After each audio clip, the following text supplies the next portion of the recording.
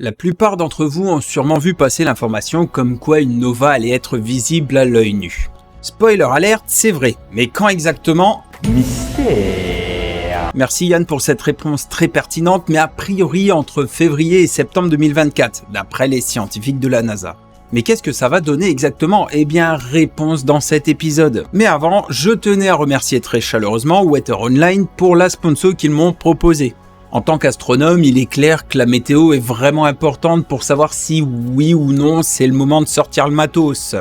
Je vous présente Météo Radar Home 3, qui est une solution idéale pour mettre dans votre salon, bureau ou même votre observatoire.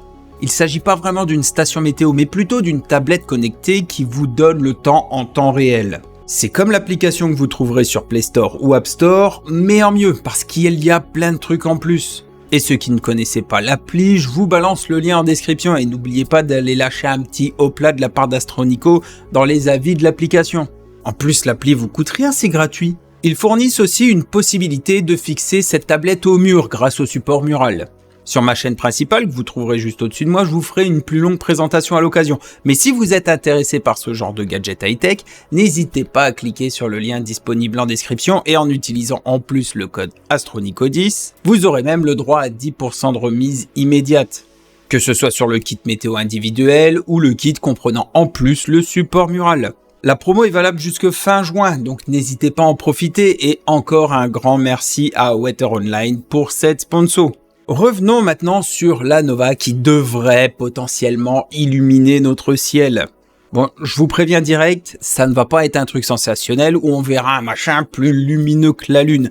Mais pour comprendre de quoi il en retourne, voici un peu le contexte. Voici T Coronae Borealis B, une naine blanche, et T Coronae Borealis A, une géante rouge. Wow, il m'aura fallu 26 fois pour reprendre cette phrase sans me planter. Ces deux étoiles se trouvent à 3000 années-lumière de la Terre, dans la constellation de la couronne boréale, et gravitent autour d'un barycentre à une distance l'une de l'autre d'environ une unité astronomique, à peu près la distance Terre-Soleil quoi. Sauf que là, c'est une géante rouge, et celle-ci mesure 28 500 000 km, alors que le Soleil, lui, c'est 1 400 000. Ça fait une petite différence. Celle-ci est accompagnée d'une naine blanche qui, elle, mesure un peu plus de 21 000 km. Vous comprendrez alors que les distances qui les séparent et leur taille, ça fait pas bon ménage. Heureusement qu'elles sont franchement loin de nous. Mais qu'est-ce qui va se passer plus concrètement? Or non, les étoiles vont pas exploser, du moins pas comme on l'imagine. Il ne faut pas confondre nova et supernova, qui sont deux choses totalement différentes. Une supernova, c'est une étoile comme Bételgeuse, donc supermassive, qui est devenue tellement instable qu'elle provoque une explosion cataclysmique. Elle laissera derrière ce qu'on appelle des rémanentes supernovas, comme la nébuleuse du Crabe ou encore les dentelles du Cygne. Ouais, elles sont belles ces images, hein. C'est Bibi qui les a faites. Et merci AstroKimou pour le traitement. On les retrouve le plus souvent dans les systèmes multiples quand une naine blanche, oui parce que ce sont très souvent des naines blanches, absorbe la matière d'une autre étoile proche. Et qu'est-ce qui se passe? Tout simplement une énorme explosion qui provoque une très forte hausse de la luminosité de la petite étoile à cause d'un fort réchauffement de sa surface et va donner lieu à une réaction thermonucléaire totalement incontrôlable.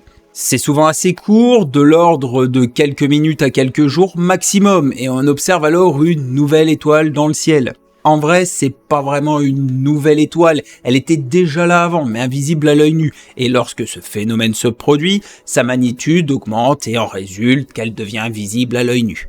Actuellement magnitude 10, elle devrait atteindre une magnitude de 2, ce qui la rendra aussi lumineuse que l'étoile polaire dans la petite ours.